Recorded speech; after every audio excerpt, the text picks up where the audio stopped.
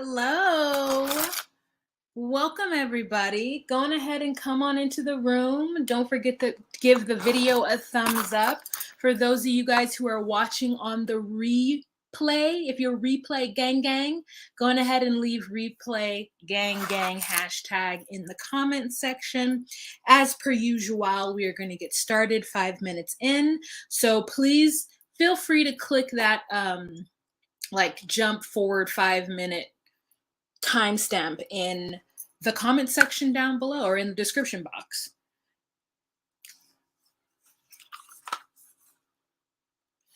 Just getting the finishing touches on this here little bit of makeup I'm throwing on so that I can look presentable for you guys. Create an allure. You know, I've already put my under eye makeup on. I want to look at least a little bit presentable. Also to give everybody an opportunity to get into the room. I hope the 4 people who are watching right now are having a good day. Go on ahead and drop me a comment and let me know if you're having a good day. Mari Espacia. Hello. How are you guys this Sunday? Hi, April. Hi, Monica. Hi, Connie. All right. We've got our usual suspects. We got the usual team. Super appreciate your support. Paige, hello. Hello. Well, I'm glad, Monica. Tisha, welcome. Hard to know. Hey, girl, hey.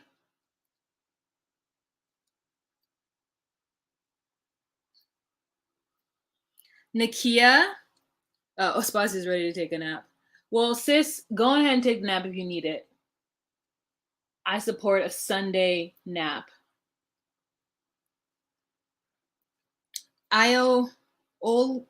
Jess. Hello, Jess. Oh, you're in Vancouver, Connie? I want to visit Cancun. I do want to visit Cancun, but I want to visit Vancouver. It's on my bucket list.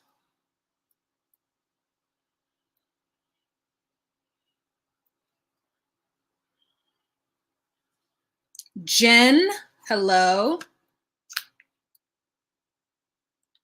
Adriana. Jen. Well, all the best, Jen. I'm sure things will be great. All the best.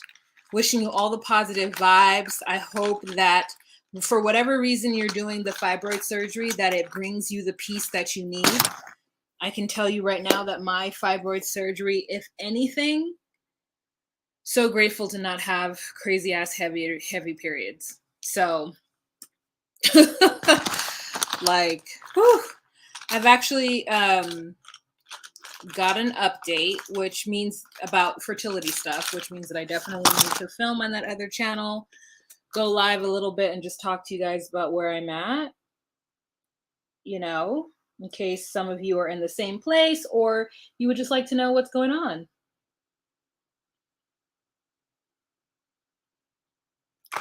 All right. I think that's it. That's all the makeup you guys are going to get. I love you. I hope this is enough. As always, super chats. Oh no. Confirm your reservation here. I made a reservation and they did confirm. You got it.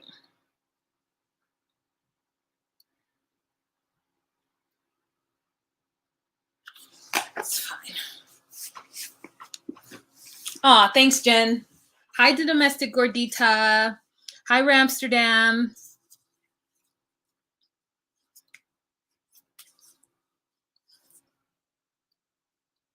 This is just going to be a messy bun. This is what it is. Okay. I got just a little bit of vino.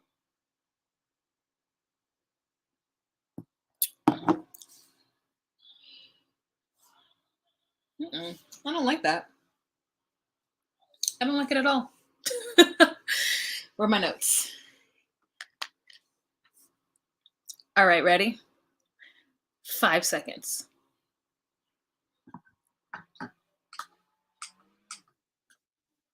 Hey Hey guys, it's Wahima, but just call me Wah. Melanated! Welcome to my recap of 90 Day Fiancé The Other Way. This is season 3, episode 5. Face your fears, or facing fears. This is an episode of facing fears, honey. Okay. Let me see who faced fears in this. Armando faced a fear. Ari faced a fear. Corey faced a fear, is going to have to face a fear. So yeah, a lot of facing fears this episode. Okay, let's get started with Steven and Alina. This was a really short segment for them this week, but it was also very, very telling as to, where I think they are and the problems that I think that they're going to have because they have such a different perspective on how they want their relationship to go. Okay. First, Alina is happy that Steven made the correct choice with staying with her and not going to the hostel anymore. So she's like, good Steven. I'm so happy he's listening to me now because I know best. Me and my mother, we know best, And so they get down to the street and production, I don't know if they hyped him up. I don't know if this is just Steven, who he normally is in production, is just here catching it all on camera. But girl, this man is like, let's hitchhike. It's like weird nervous laugh. Like, let's hitchhike. I've done it before. And so he puts himself and Alina in danger by deciding to hitchhike to go see the lawyer. So he's out in the streets and he's like, this is how you do it. You make eye contact and you stick your thumb out. And I'm just like,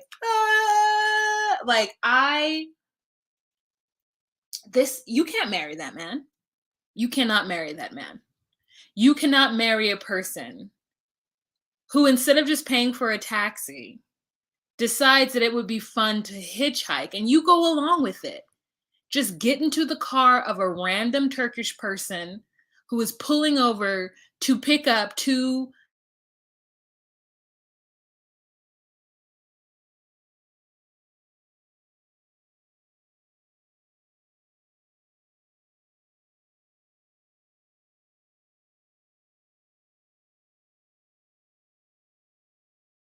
What happened?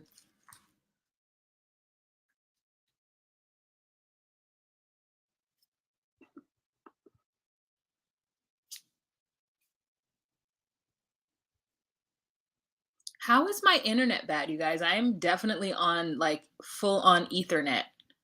I don't know what happened. I don't know what happened just now. I'm so sorry. Thank you. I'm back. Yeah, it was weird. It just took me out. How can that possibly be? I'm connected to the internet via a cable. I'm not even doing Wi-Fi. Do I owe money for that? Oh no, I paid it while I was gone, right? Yeah. I'm trying to think of I paid my internet. Is that what's going on? Oh my God, I don't know. I don't know what happened. Okay. So I just really think that this is not going to be a good idea. Because before I was like, they're adults, semi, and they should be fine. But after the is he going to hitchhike if they have a kid with them? He put her and him in danger just to be silly old Steven. So they hitchhike to the lawyer's office and he gives us a little hitchhiking lesson. Then they get into a car and then he's like, trust me, I've done this a lot. You cannot do that. You cannot. Alina's 20 years old and Steven, I believe, is 25 years old. I think he's 5 years on her. Okay, so they get to the person and the lawyer, and he walks in and he's like, hello, I'm here to see you, I guess, about stuff. And the guy's like, yes, come in, Steven, come in. And so the lawyer's like, okay, so here's what you need to do. It's a laundry list of things. It's so many things that they need to do that I'm just like, I had to rewind it to write it down because I was like, this is so much. So here's the truth. These two decided they were going to go to a country to which none of them belonged in order to in order to start this foreign country's K1 visa process. If it even's called the K1, I don't know. So, one, prove that you're single. That means that they need to get official documents from their consulates. So, I think she can go to the Russian consulate. He has to go to the US consulate. And if I wasn't mistaken, they're in two different cities. I hope they're in the same city. They need to go to Ankara, which I'm like, that sounds like a beautiful place I want to visit. So they need to go to Ankara to do that. Then, once they prove that they're single, they go to the Turkish ministry to get some kind of seal. I don't know if that's after their marriage ceremony. I don't know. They got to get a seal. They got to get a stamp, and I think that's in another place. Then, oh no. This is not even the marriage portion of it. They go to the minister to get, I don't know what kind of seal, maybe to prove that their documents are legit. I don't know. How do you prove that someone's single? I guess you can prove that they're not married. I think that's what it is. I think that's what they're doing. Background checks to make sure that neither of them are married. Okay. Then they go to apply with the marriage department. They have to go register. Okay, after they get the seal. Turkish minister seal. Then she needs to go to the Russian consulate to show their marriage certificate so they can apply to a visa, so that they can apply for the visa to go into Russia. And so the lawyer's like, you got to get on this now. You got to do this process immediately because each of these stages could take longer than what you're anticipating. And Steven's like, well, I thought I'd be ready to get married, like not in 12 days, ready to make a decision about getting married, but I thought I would at least have 50 days to make the decision about whether or not this is right to get married. I need a tissue. You're going to hear background noise because there's a small apartheid happening downstairs. Let me go get a tissue. I will be right back. Don't go anywhere. Of course, don't go anywhere. Let's see, what's the fastest I can do this? It's like, got to plot it out in my brain.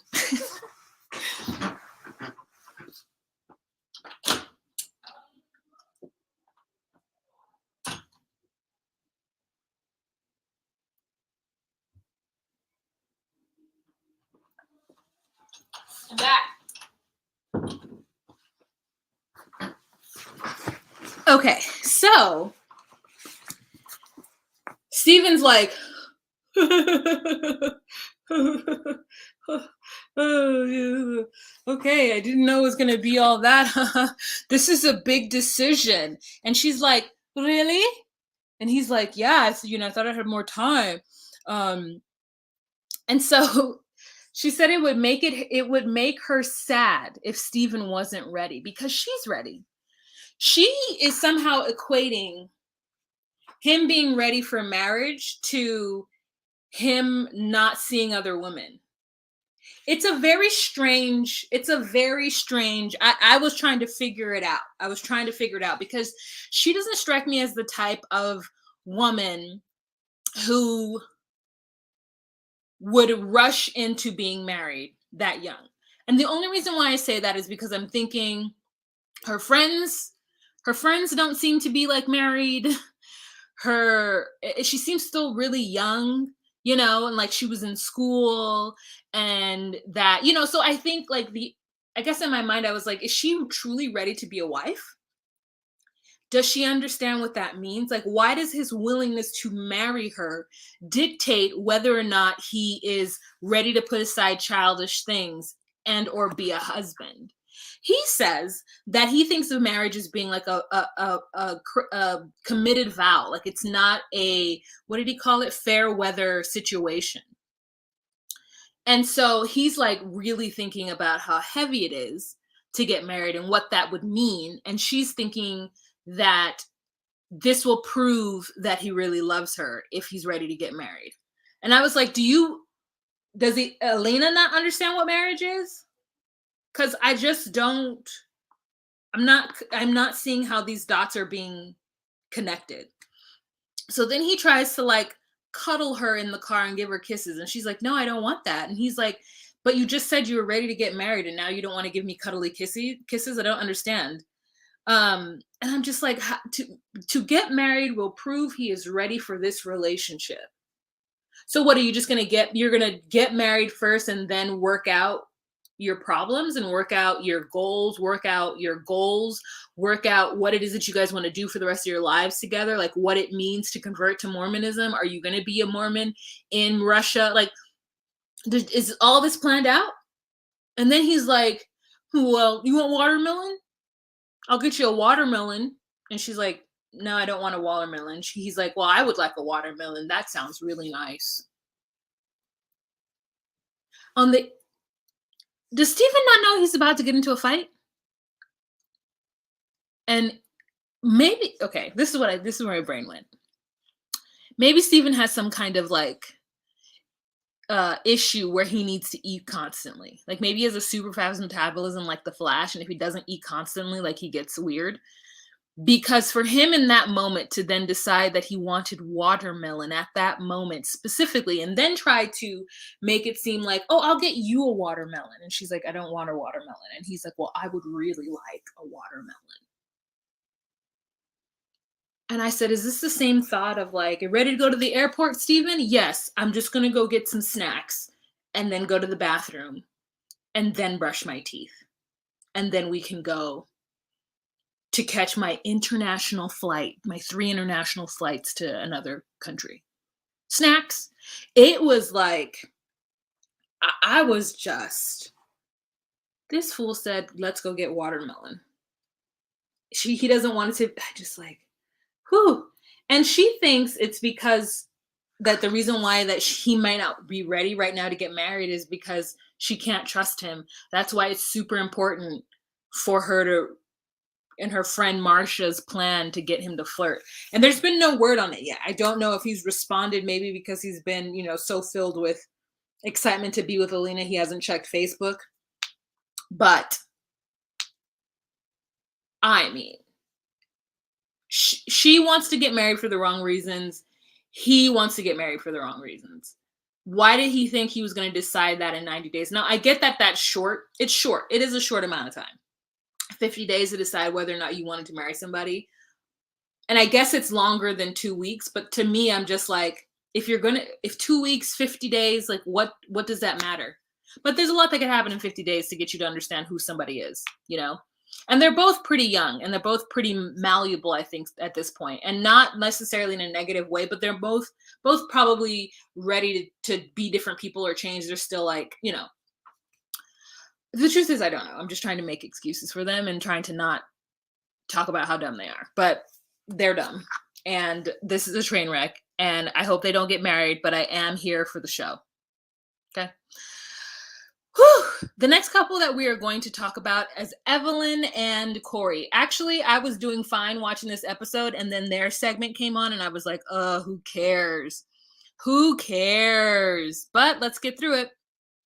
So Evelyn tells her parents that they're already married, and the sisters are like kikiing in the background. They're like, ooh, we want to see mom's face when you tell her. And did mom's face drop? Absolutely. Mom was like, I'm sorry, what? Yeah, we basically just paid 20 people. We just paid 2 people $20 to come inside and be our witnesses. It was just me and Corey. Here are the pictures. Yeah, we signed it for Los Papeles. And so it was just a spur of the moment thing. So that's why I didn't tell you. And the mother's like, so you were forced into this? And she's like, well, I wasn't forced. I did say yes. Like, he didn't drag me, but I loved him at the time. We were doing well. And I felt like, this is what I want. And I wanted to keep him to stay here. And dad doesn't have anything really to say, but mom is like, marriage is for life. She now can't divorce Corey. And then she asked her if she was happy. And Evelyn says, not 100%. And Corey's just like looking down at her, and he's like, well, I wanted her to tell you guys. And mother's just like, I don't care. I don't care about you. I don't care about you. Evelyn, you didn't even let us celebrate it a little bit. And she's like, I know. It's a whole big ass mess, okay? It's a whole big ass mess. Cash App, Donna, thank you so much for the Cash App. Thank you. I appreciate it, Donna. I truly, truly appreciate it. And Shianti, thank you so much thank you for that Venmo, girl. I appreciate you. I appreciate it. I appreciate both of you guys. Thank you so much for that. Lovely. So Evelyn, they're like, Evelyn, were you forced into this? Are you happy? Like, blink twice, Evelyn, if you're okay. And Evelyn's just like, and she told the confessionals that she actually feels trapped in this relationship now. And Corey just has to sit there and swallow it.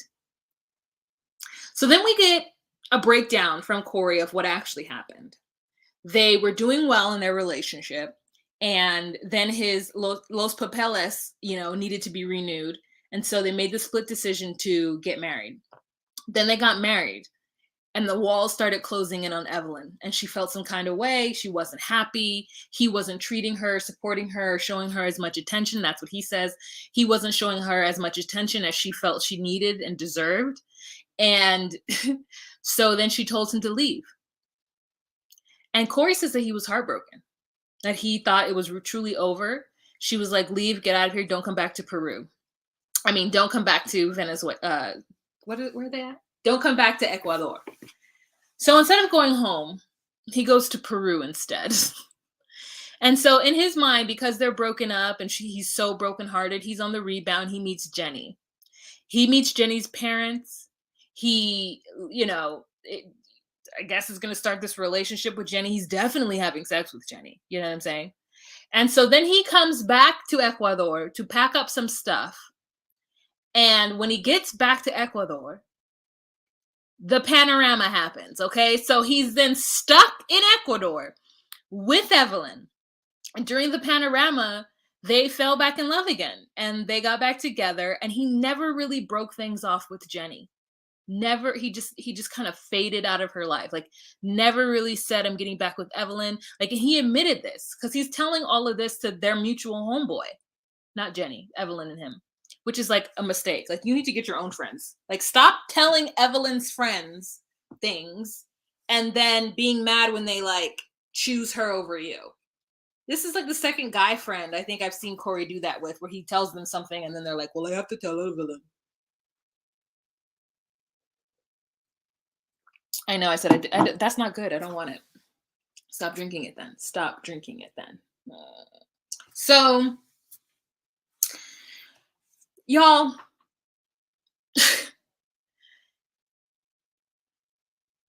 so now I'm mad because of what he did to Jenny. Then the friend's like, well, you need to tell Evelyn right now, because if you don't tell her, I'm going to tell her. And so he's just like, man, you're going to tell Evelyn that. No, he lied about the fact that he was sleeping hardcore all up in between Jenny's, in between be down theirs. You know what I'm saying? And he's a liar. So I don't really know what the deal is with these two. I don't really know. I don't really want to pick a side because obviously I don't think that Evelyn is just making stuff up. I think that Corey is definitely doing something to her or not giving her something that she is asking him over and over to give him. But they have been futzing around for like 10 years. This is a long time. They've been together on and off for a very long time. And I imagine that it's very hard for either of them to quit each other. Like, Evelyn just needs to stand in her truth and be like, Corey's not giving me what I need. Even though I love him and I will always have love for him and we have this business together. Oh, they have a business together. Girl, I don't know what they're going to do. But they need to break up because Evelyn is not satisfied with whatever it is that Corey is selling. Period. Okay. So, next couple.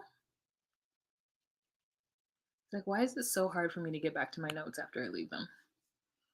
Let's talk about Ari and Benny just real quick because they had a segment. So we have Ari and Benny, and they're walking to a holy and or spiritual place in Ethiopia. And so they're really looking to work on their relationship now that Leandro is no longer there causing trouble. And so Benny decides that they're going to this place that's known for its holy water and its healing properties. And so they have to walk there, right? And she's like, well, why didn't we drive here? And he says, this place is kind of untouched and it's pure, no, cars, no motors, nothing like that. I guess because of the like water and the quality of the area. And so he says that he truly believes in the spiritual and healing power of this holy water, that it was blessed by priests and something else, and that his brother was crippled. And after bathing in this water, he was healed. Now here's that's where he lost me. Like, I was all about you going to a spiritual place, being blessed with in the fountain. You know what I'm saying? Like, there's something about that that I was like totally with. And then when he said that his brother was crippled and needed healing, he came here and I was just like, okay now. Oh, that's a little too far for me. Okay.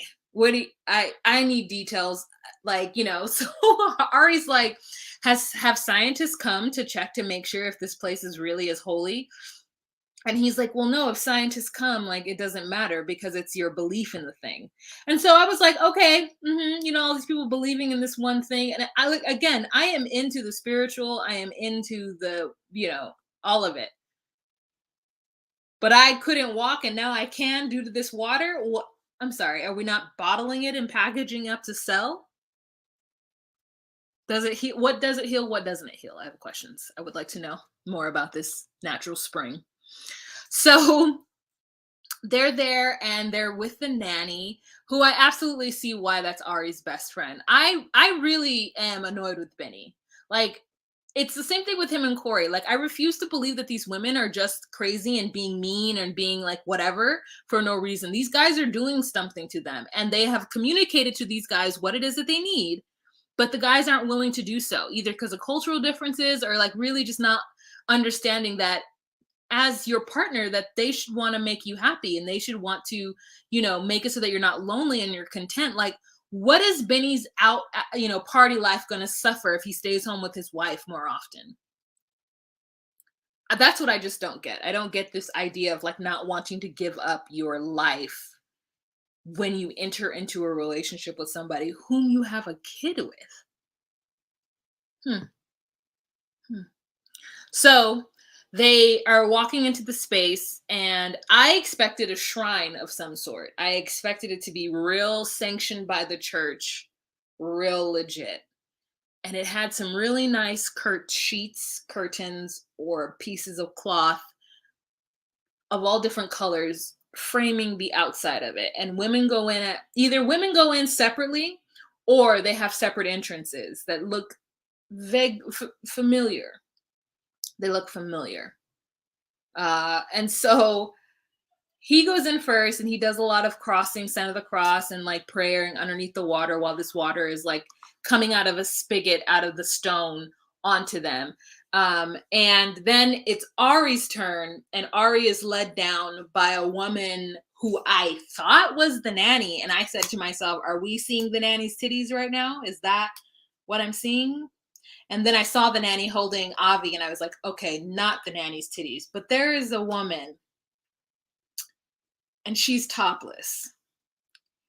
And I was shocked. I just did not expect to see that. There's a certain part of Christianity to me that like doesn't allow for any kind of nudity.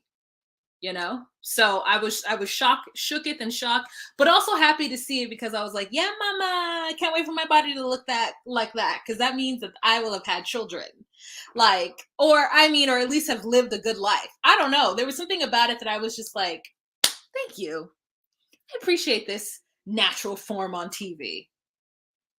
But it was just, I did not expect to see them titties, did not. So they lead Ari down. Now Ari is basically fully covered. Like, Ari didn't even do a bikini, okay? She was like going to the gym. She was wearing shorts and a tank. And they put her under the water, and it was like watching Big Ed get washed down by Rose in the house. Like, she was like, and I was like, how cold is that water? And then she said the fact that it was like dripping on her forehead, like right in here, like her head, top of her head, and it was really cold. I said, did it at least taste clear and fresh? Now, if it was cold outside and they put me under that cold water, I think I'd have a problem too, and it'd be quick. But that lady was turning her this way and that. And then the babysitter nanny was like, Ari, your back. You have to wet your back. She was like, turns her around to get all wet. And I was just like, oh. this, and Ari seemed like she was very uncomfortable and she did not want to be there, but she felt like that was showing Benny that she was serious about his culture and she was willing to jump into his traditions in order to meet him halfway and to be the loving wife slash girlfriend fiance that I guess she believes that he needs to see in order for him to want to stay home with her. And I said to myself, girl, if you had to get underneath the coldest water that Ethiopia has to offer, okay, and walk, I don't know how many miles to get to this destination, and he still doesn't stay home, now you just need to box him upside his head. Okay, just give him a good upside the head and hope that works, because I appreciate that she's doing all of this. I 100% do, but I just think, like, how is that going to prove that you love him? It's just tell him you love him, show him you love him. I don't know. It was interesting. It was interesting. So yeah, she says she wants to show him that she's adapting to his culture and that, you know, he should know how much she loves him. So I said, girl, live your life. Live your life. Now, next couple that we're going to talk about is Armando and Kenny. So Armando has finally decided that he's going to tell his parents about the engagement, but he needs to talk to his mother first, because the last time he came out with the fact that he was moving in with a man, his mother was blindsided in front of people, and she would have preferred for him to tell her first privately. And so he does. He pulls her aside. They go to a garden and they sit down and they talk about it. And he's like, well, did you ever tell my dad that I got engaged? And the mom's like, no. And she's like, why? He's like, I just couldn't. It came down to it and I couldn't. And at this point now, it's so interesting because I keep waiting for his family to just accept it. And then we're watching them like backslide when you think that they're moving forward. Now, this is not my family. This is not my culture. I'm not going to pretend to understand it or be able to explain it away. But I'm a little bit like, okay, just, piss or get off the pot with it at this point. I guess when I say I get that it's hard, I guess I really don't get that it's hard. I really don't quite understand it because I live in such a liberal left world. And, I'm not saying there's not homophobia problems in that world, but I'm just saying, like, at this point, this man has moved, your son has moved away to live with someone. So to me, the fact that they want to get married is like, why they were already living together. Like, if that's the thing that's already happening. So why is the marriage part the thing that's like going to throw everything over the edge? I'm not understanding it, but it's fine that I don't, and I don't need to. So mother is like, I don't want you to think that I don't accept you, because I do accept you. I do love you. I do. This is just very hard for me. And because she often thinks of him when he was married to his ex-wife and when he had brought Hannah into this world. So there's some connection that's being made to the Armando that they thought they knew and the Armando that they have now. And to me, I'm like, it's the same person, but I think for them, it's not. And I don't know what it is to have a child and to have, and he's a junior, and I don't know what they're going through. But for me, I'm just like, but he's the same person. He's the same Armando. Like, I don't understand why you're thinking back to this time. Like, if it's that she's worried for his safety because of this, I could see that, but I would need her to say so. Or if it's just this fantasy of her, it's like she got that. She got her son to marry a woman. And then that woman, after he came out, came after him and then accidentally hurt herself in the process, if I recall the situation. So it's not as though, I guess I just am like, maybe that's what they're thinking. Like, the fact that you had to come out and ruin everything. I don't know. I just don't know. It's such an antiquated idea for me that I'm trying to like think about what I would have thought, 20 years ago, or I don't even know. I've never thought that. So I don't know. But what people around me might have been thinking 20 years ago and how I would have understood what they were talking about, because I don't. So anyways, mom was crying And then he was crying, and she's like, I do accept you and I do love you. So he then is like, okay, well, since you didn't tell my dad, and I've now told you, I'm going to tell him. What do you think he's going to say? And mother's like, I don't know. I don't know what he's going to say. So then we have Armando telling us that he's never had a real conversation with his dad. His dad has always just like played it real close to the chest and has never like when he came out, he got into a car with his dad and they went and sat somewhere for like 30 minutes and didn't talk to each other about anything. And I was like, and he says even everything in his life has always gone through his mother. Like his mother is the one that bridges the gap between him and his father. And I wonder if his father is like that with all of his kids. I wonder if his father is like that with his siblings. Like I wonder where that like not being able to talk to your parent thing without there being some kind of trauma or huge catalyst that caused that. But he's like, no, my mom has always been my dad's mouthpiece. Like, and I'm like, then how did he get married to your mom? Like, if he's never been able to express himself or to talk, like, what was their courtship like? Was it just like, hey, I don't know what the mom's name. Let's just call her Annabelle. It's like, hey, Annabelle, this is Armando. Armando, this is Annabelle. And did they just sit next to each other? Like, and then he's like, hola. And she's like, hello. And then it was like, I have a job. Would you like to get married? And she's like, yes. Like, is that what happened? I'm trying to understand the dynamic of their relationship to where the father is so shut off that his own son doesn't know who he is and only knows that he doesn't emote. And he just kind of like takes in information. So then Armando goes to talk with his dad and he's like, oh man, he pushed it out. He basically was like, look, my mom didn't tell you, but Kenny and I are engaged. As he's got his fat old engagement ring on or, you know, whatnot. Kenny and I are engaged and we want to have a big wedding. Will you come? And the dad's like, I don't know if I can go. I can't give you an answer right now. And he's like, why? And he's like, because, you know, I don't like to go to those kind of festivities. And so he's like, he's like, I don't go to your niece's quinceañeras. Like, I don't do that stuff. And so he's like, no, for a fact, you went to Deborah's wedding. So are you going to come to my wedding?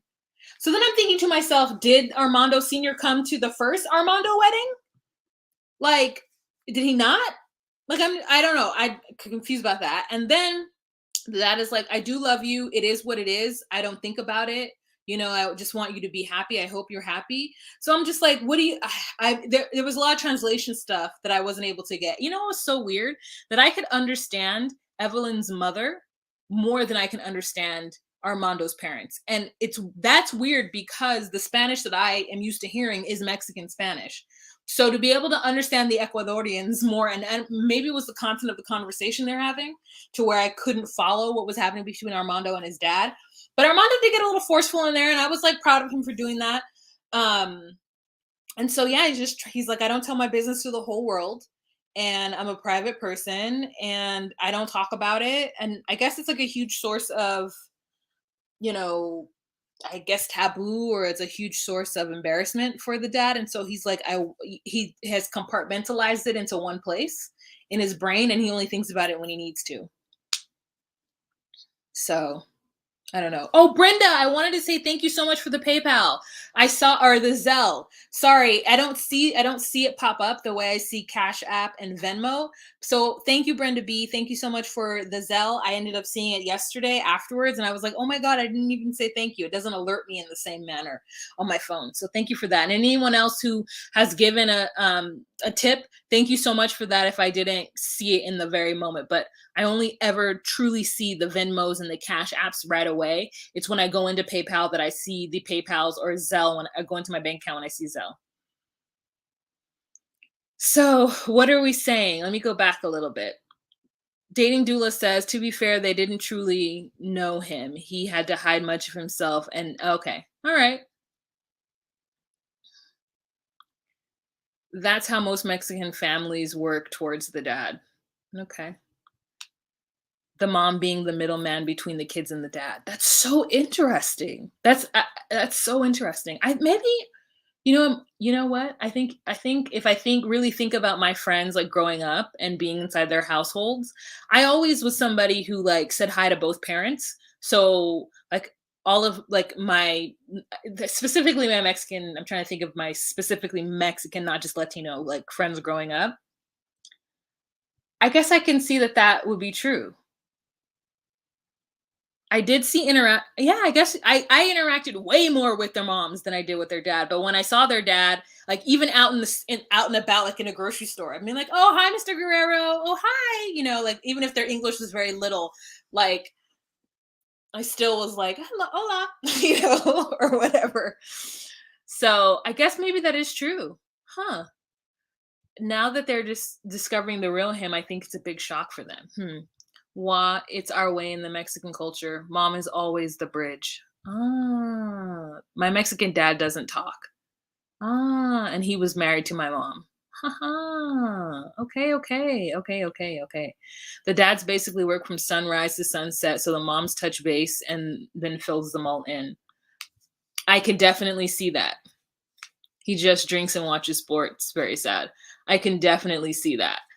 I can definitely see that. I can see that. Okay, you're right.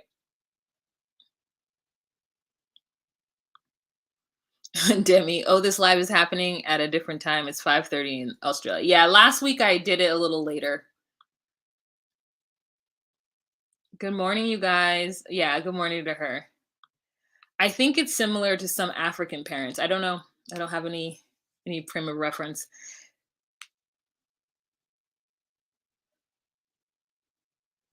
Hmm. Yeah, you don't bother dad. He's the moneymaker of the household. Okay. Okay, that's so interesting. That would have been so terrible for me. Wow. Wow. If I couldn't literally bite my dad's ear off in conversation, I mean, from the time I was little, I remember my dad just being like, okay, Wahima, okay. As I'm like, whoops. If there is could be a cartoon of like the way me and my dad operated, it'd be this man walking slowly and then having this child just be like, Dad, and I'm like, okay, like that's literally me. That's literally me. So I can't, in my mind, imagine a world where like my mom is the bridge to my dad, whereas I'm like, first of all, wow, yeah, it's good to know. Good to know. Good to know. It's definitely like, and mainly because my dad would always ask me questions like, "What did you do today?" And I would tell him literally everything I'd done, literally everything that I'd done, and he would sit there and listen to it all. Or what did you learn today in school?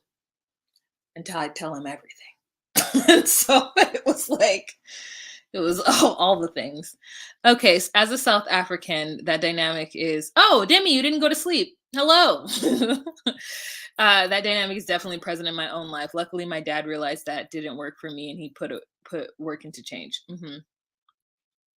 Wow, you're so cute and kind. Men hold a tough shield within our fam, and whenever they're cool with our friends, huh?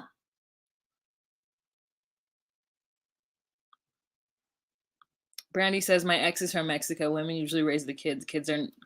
My kids don't even know Spanish. All right. So Armando makes that demand, which a little bit of me was like, I don't know. If now you guys are telling me that his dad is kind of somebody who is never really involved and he's like, it's really important that you come to this thing. I'm not saying he's wrong for wanting his dad to come, but to have that on the spot of like, well, you went to Deborah's wedding, so you're not gonna come to mine. I was like, okay, Armando, okay. Simmer down, you know what I'm saying? Calmate. Just un poquito. I was getting nervous. I was like, don't push your dad. You said you've never even had a real conversation with him. Don't push this man. But again, it's not my experience, not my life, so I'm not judging him. I'm just like, okay. All right. So next couple that we're going to talk about, Vic and Ellie. So Vic and Ellie have to get up at before dawn. I want to say the crack of dawn because that's when the boat is leaving. But they are going to Providencia to take supplies and stuff to Victor's sister. So they get there, they sail at sunset. It's a 4-hour boat ride from San Andreas to Providencia. I mean, 4 hours, girl. I did not expect that. I thought it was like a 30-minute.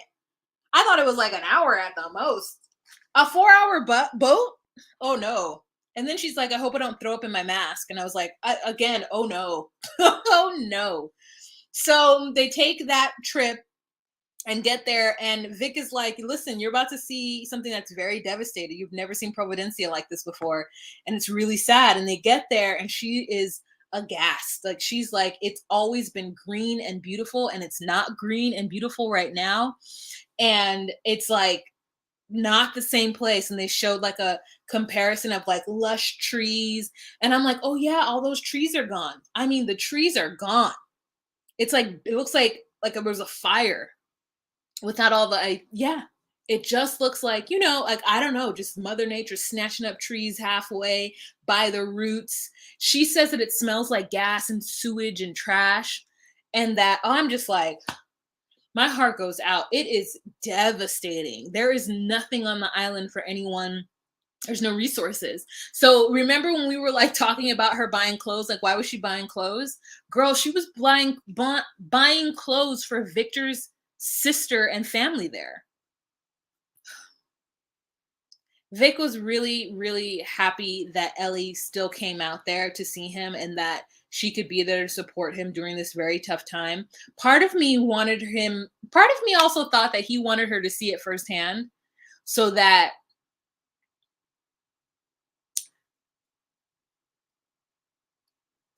she could provide financial aid. And I'm going to say it. Listen, like, he's like, it was really important that she came down here to support me, but also like, it's really important that she came out here to support me. You can tell me if I'm wrong. If you can tell me if I'm being cynical, you can tell me that. You can tell me. But like, yeah, I was just a little bit like, why do you want her here exactly? So she doesn't know if she's going to move there, and she doesn't know what she's going to do, because she's like, I came here to move here, and there's nothing here to move to. So does she move to San Andreas and like help him, I don't know, build a life together? Like, what do they do? Like, what's the next step? Because it looks like the next step, any of them, is going to cost money. And like, does he have money? How does the banking system work? Like, is there a bank on the island of Providencia, and that's where his money was? Do you ever have a bank? Like, who's going to foot the bill for this?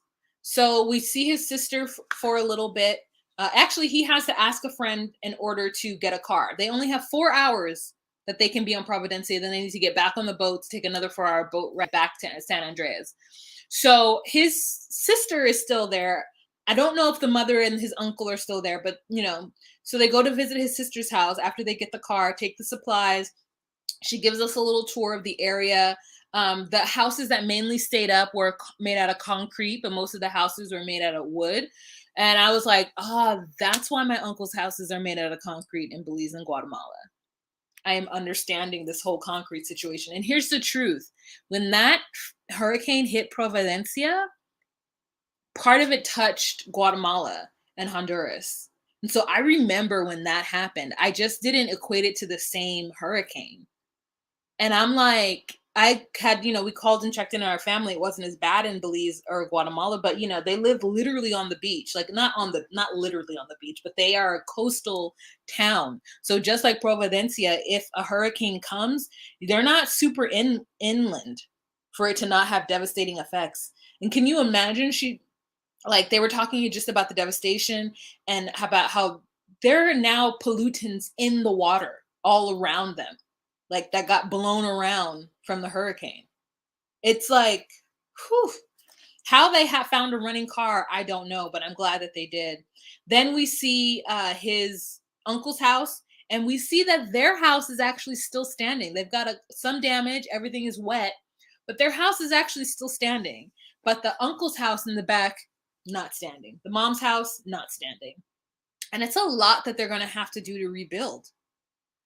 And is Colombia going to provide all the resources? Who knows? Who knows? All right, you guys, going ahead and give this video a thumbs up. Ramsterdam has the song there. Thumbs, thumbs, thumbs, thumbs it up. Thumbs it up. Thumbs it up. I said thumbs it up. Ooh, no. I'm sorry. I don't even want to sing it. Thumbs it up, please. That was horrible. Okay. Yazelle says, he was like, this woman owns a pizza place. She must be loaded. Heck, can she rebuild the whole village? Oh my God. Crystal says, this makes sense, especially considering what I've heard in the present day. Victor probably used the Cayman Islands and Switzerland for speaking. Wow. You're like, this man is a swindler. Oh, yeah. Casey voice. So yeah, you guys, there's 137 people in the room. I don't know how many likes there are. How many likes are there? Can someone tell me? At least 100, I would. At least 100, I would hope. I would hope.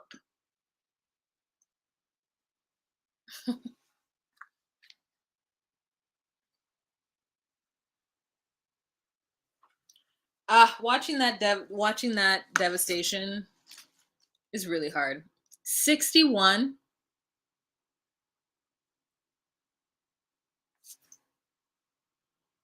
You guys, with 137 people in here and only 61 likes. Are you really my friends? Do you really like me? Are you even signed in to YouTube? Do you just not want people to know that you watch trash TV? So you're like, I don't want this to be in my likes. It should be in your likes. Let's get to 100, please. Before we start talking about the next couple, Jenny and Sumit. Oof, you guys. Jenny and Sumit. This tale gets harder and harder every single time. Every single time I go to talk to them because I'm rooting for them, but there's so much shenanigans in their way and it breaks my heart. It absolutely does. Okay, so we've got a scene with Jenny and Sumit going to the market to get her some beads. She really needs some Hare Krishna beads to do the chanting because while she's not going to probably become a Hare Krishna devotee, she definitely did like some of the tenements pertaining to the religion. And so she wanted to get some beads so that she could, meditate and maybe it'll help keep some stress off of her. So they get the beads and Sumit tells her that his sister-in-law, his brother's wife, is pregnant. And so there's going to be a little celebration within the family, but Jenny can't come. And so Jenny is like, of course I can't come. And it's really sad and it makes me feel lonely that, you have to up and leave and go be with your family and I'm just at home by myself. And so at first I was like, Jenny, girl, just get you some friends, forge a life, and don't worry about his family. But I think I'm being a little insensitive to what she might be going through. And so that was not the best of me to say. So I do feel for her and I'm sad that she doesn't have the relationship with her in-laws that she wants to have with them. But at the same time, she is low-key at war with them. So I can't understand why she would think that she would be invited to things. Girl. So he tells her this, and before he leaves, he tells her this, and she says that she actually has some sort of form of PTSD from his parents yelling at her, about her, around her when he finally brought them all together and how they were just pointing at her. And it just didn't make him feel make her feel like a human. Like, she's like, I know I can't have children, but that doesn't mean I'm not a person. I'm not somebody that wants love. And they make me feel so bad. And she's like, of course I feel bad that I can't give him children. And if that's really the only thing that's stopping or causing the issues that we're having is because I can't give kids.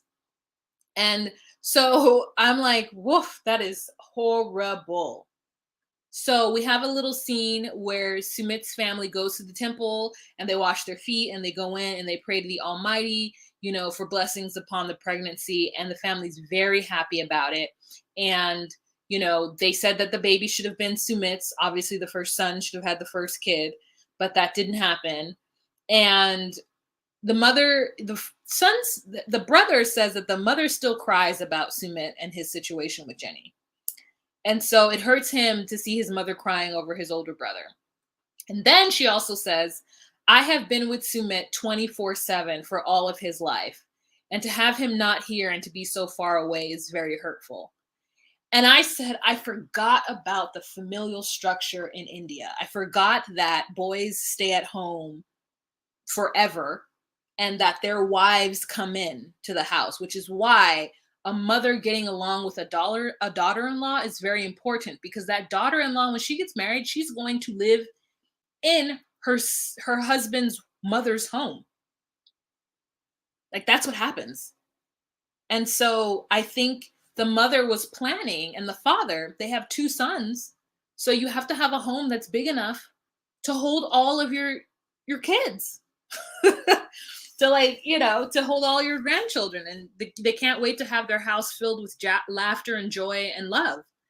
And it made me really sad. I mean, the way they're acting is like crazy, because at this point they just need to accept Jenny. However, I do understand that they're just like, no, this is not the way. This is not the plan. This is not what we're doing on today. And so Sumit leaves, and Jenny's like, okay, well, best of luck talking to your family about letting me into the house. And he gets there, he has a conversation. His mother is so upset about the fact that he wants Jenny to come to stuff, and she gets up and walks away, because that's how sad and upset she is just about this entire, like, her whole life. She's feeling like her whole trajectory of what she thought it was going to be for her sons is now not it. And so the brother is like, Jenny can always come around as a friend, but she will never be family. And those two, I think, are stuck in the middle. They understand the old school and the new school, but they're like, this is causing so much derision. Father says, we can't accept this, because if we accept this and we get shunned by our neighbors, then who's going to help us when we need help? And I was like, oh, that's another level that I didn't think about at all. And I'm like, if that's real, if it's very much it takes a village, if it's very much this is my family circle, or these are my friends and family circle, and that circle of people in society is super important to you and your well-being and your status within the community. And if allowing Jenny to come and, I don't know, be a part of that is going to make them ostracized and have the community turn their backs on them, it's more. Then I'm like, okay, I do understand. Now, do I think what they're doing is justifiable? No, but I do understand now in a way that I didn't understand before. And I'm like, yikes. Jessica, thank you so much for the Cash App. I appreciate it. Thank you. I appreciate it so much. So I'm just like, we can't. What if society turns against us? I'm like, oh my God. Yeah, what is the, like, how it's kind of reminds me of like British aristocracy. You know what I'm saying? Like, you have a community. It's a small community. It's relatively exclusive, but it's your community. And if you commit some kind of social faux pas, like, you're not going to get the best deals at the bakery. You're not going to get your daughter married off. What about the family that the daughter-in-law came from? Are they going to be weird because you've allowed this person to join the house who can't have children, and it's like such a taboo thing because he can't have children now? Or he's never going to be able to have fruit of his own loin because he's chosen a woman who he knows is unable to bear children? Would it make a difference if Jenny were younger? Yes, I think it would. I think if Jenny could still have kids, I think that they would be with it, maybe. I don't know. Midwife Crystal says, I don't know. I don't know. Why can't? Maybe because of the family? I honestly don't know.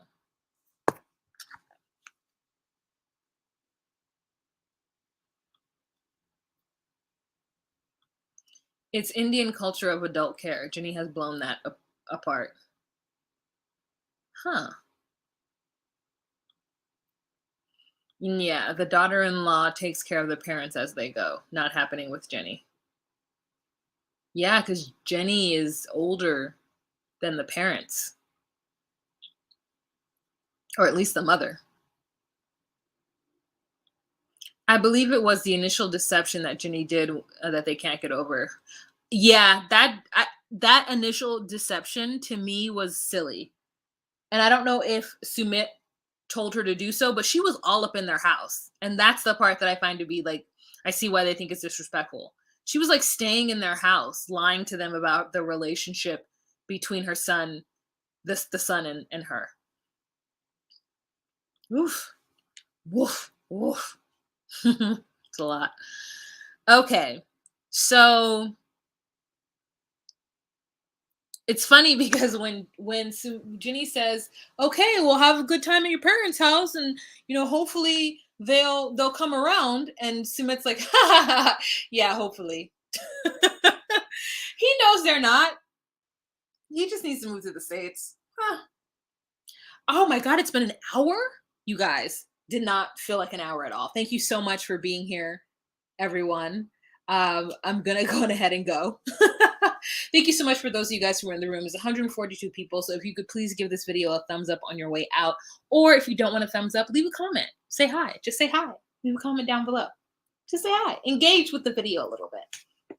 All right, you guys, have a fantastic week. I will see you sometime in the middle of the week for Say What with Juan Chris. I have to let her know that I can't do Wednesdays, or Wednesday this week. So we'll figure something out. And if I have to go by myself, then I'll go by myself this week again. But I definitely will see you midweek sometime. So I hope you guys have a fantastic day. Remember to be you, be true, and find your place. Bye. Linda says Sumit is duplicitous. Huh. You're right.